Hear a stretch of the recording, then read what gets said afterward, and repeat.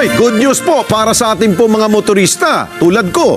Inanunsyo ngayon ng Energy Department of DOE na magkakaroon ng big-time rollback sa susunod na linggo. Alinsunod ito sa naging ceasefire agreement ng Estados Unidos at ng Iran at yung pagbubukas ng Strait of Hormuz. Madeline Villar Moratillo sa balita. Magandang balita para sa mga motorista.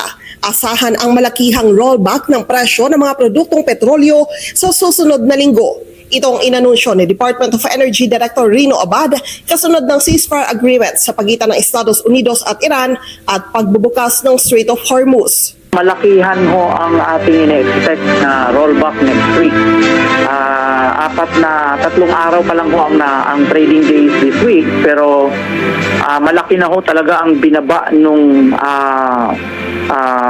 per barrel of petroleum product. Kumpiyansa si Abad na hindi na mababago ito hanggang bukas. Kalaki ho ng adjustment na rollback next week na inaasahan. Hindi na ho ito, napakataas ho ang tsansa na rollback na ho tayo next week. Sabi ng DOE, posibleng abutin pa ng 6 na buwan hanggang 1 taon bago bumalik sa pre-crisis level ang presyo ng langis sa bansa.